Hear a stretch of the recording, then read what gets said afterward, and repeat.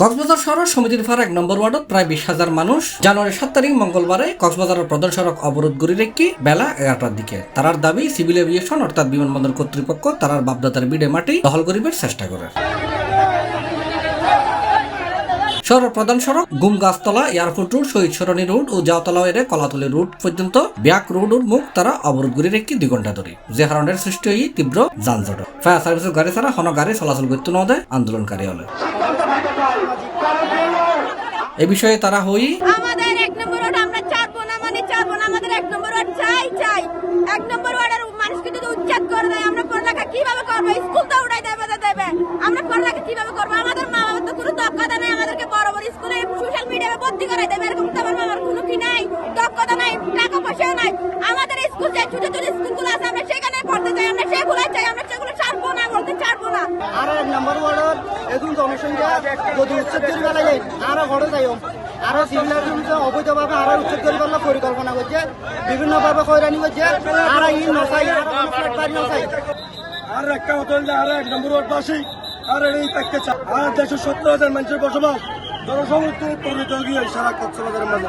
আর বেকুব বাংলাদেশের নাগরিক, আর বেকুব এনআইডি কার্ড আছে।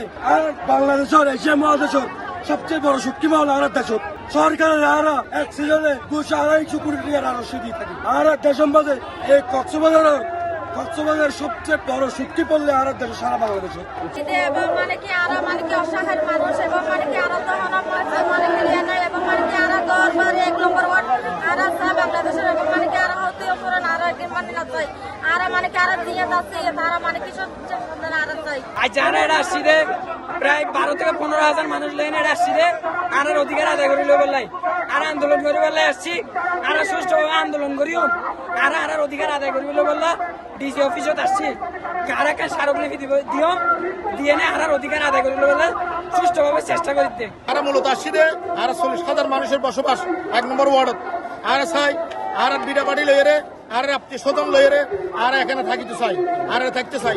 সুতরাং বিগত ৩৭ বছর ৩৮ বছর ধরে আর আসছি দে ১৯৮৭ এবং ৮৮ সালের মধ্যে আর এই ১ নম্বর ওয়ার্ড আসছি বসবাস করি আর এই পর্যন্ত এই একদিন এখন এগর বাড়ি নয় বিগত ৪০ বছর ধরে আর এই দিলে দিলে গড়ে তুললি আর ব্যবসা বাণিজ্য করি আর সরকারের রাজস্ব দিই হাজার হাজার কোটি টাকা রাজস্ব দিই।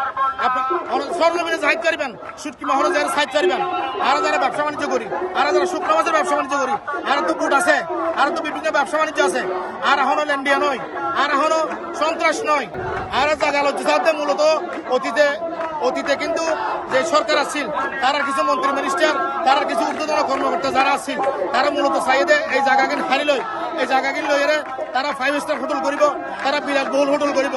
এখন গরিব দুনিয়া যে মানুষ শুন ব্যবসা বাণিজ্য করে হায় যারা রাজস্ব দেয় আমরা কি শ্রম নেয় আর মতো মানুষ শুন আর হতে ছোট ছোট ঘর এই ছোট ছোট ঘরের মধ্যে ২ মানুষ থাকতে পারবে আর দাবি যদি মানি নলে আর হতে যদি যুক্তি হয় আর হতে যদি যুক্তি হয় আর মানি নলে করতে কিছু হয় আর তো বাইরে তো নই আর এই দেশের সন্তান আর কুটুব দিয়ে ১ নম্বর ওয়ার্ডের বাসী দাবি একটা আর উচ্ছেদ নমানি আর উচ্ছেদের বিরুদ্ধে আন্দোলন করবে যারা আর রাস্তায় বসবাস চাই আর বাপ বিটার বাড়ি ফেলাই আর হলমিকে দায়িত্ব নচাই আর ফ্ল্যাট নচাই আর স্থায়ী বসবাস চাই।